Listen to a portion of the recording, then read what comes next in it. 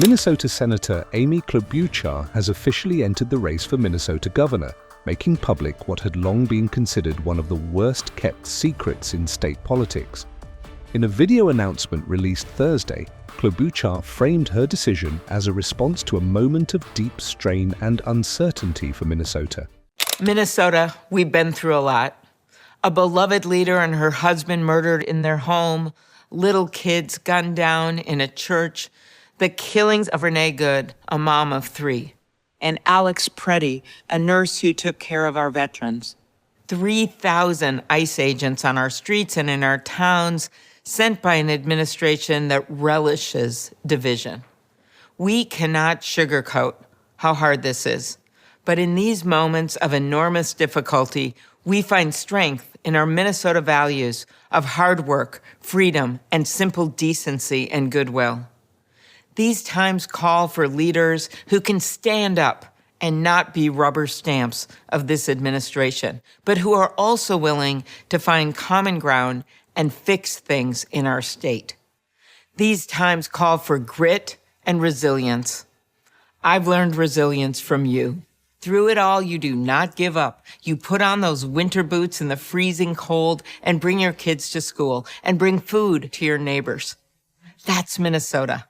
Minnesota built this nation. We are bold about doing big things. We mined the ore that won World War II. We invented everything from the pacemaker to the Post-it note. We feed the world. And now our next big frontier is before us.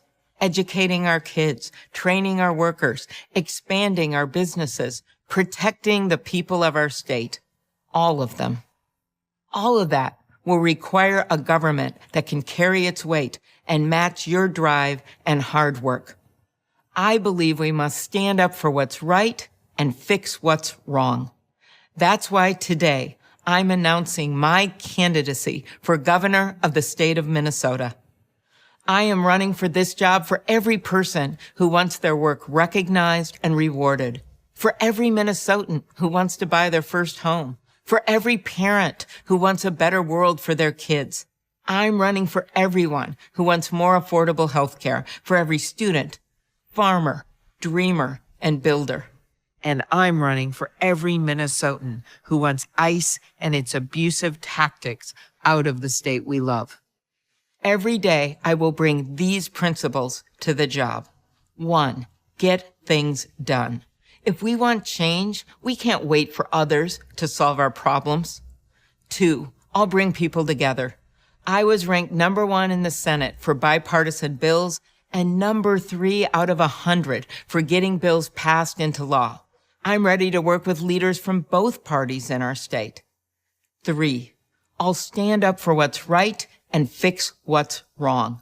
I don't like fraud or waste in government. That's why I went after crime as county attorney. I will make sure the people who steal taxpayer money go to jail and root out the fraud by changing the way state government works. I will do my job without fear or favor. I've never shied away from taking on the powerful. That's what I did as prosecutor, that's what I did as senator, and that's what I will do as your governor. I like my job in the Senate, but I love our state more than any job. I love the people of Minnesota. And Minnesota, I want to be a transformative governor. Now is our moment to renew our commitment to the common good. I'm asking Democrats, independents, and Republicans to join our campaign. It is a homegrown one born in a moment like no other. At 65, Klobuchar brings nearly 2 decades of statewide and national experience to the race. She has served as Minnesota's senior U.S. Senator since 2007 and was first elected countywide as Hennepin County Attorney in 1998. Over the years, she has built a reputation as a pragmatic Democrat with strong appeal among moderates and independents. In recent weeks, Minnesota has once again been at the center of America's heartbreak. But we are also at the center of America's courage and hope. We honor Renee Good today. Renee Good, who left behind 3 children, including a 6-year-old, when she was shot and killed by an ICE agent. Her wife said this, Kindness radiated out of her. She literally sparkled, and asked everyone to honor her memory by living her values, rejecting hate and choosing compassion. We also honor the memory of Alex Preddy, a VA intensive care nurse who did one of the most selfless jobs people could think of, caring for our veterans, often in their final hours, a man described by his friends and family as a kind-hearted soul. Both Renee and Alex should be alive today. Mr. President, it is not just these horrific killings.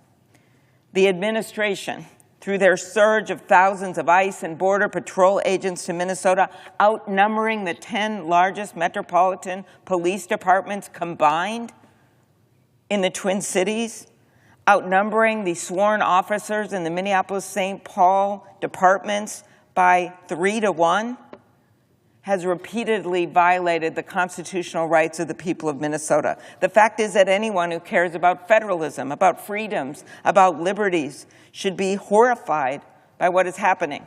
With Governor Tim Walz stepping aside earlier this year and ruling out a third term amid fallout from a massive benefits fraud scandal, Minnesota's top office is now wide open.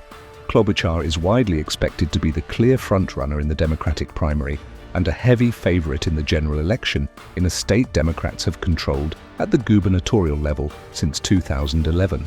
Minnesotans believe in the rule of law, and Minnesotans believe in the dignity of all people. We're a place where there's room for everybody, no matter who you are or who you love or where you came from. A place where we feed our kids, we take care of our neighbors, and we look out for those in the shadows of life. We're an island of decency in a country being driven towards cruelty. We will remain an island of decency, of justice, of community, of peace. And tonight I come before you simply to ask, don't let anyone take that away from us. Thank you, protect each other, and may God bless the people of Minnesota. Notably, Klobuchar will not have to give up her Senate seat to run.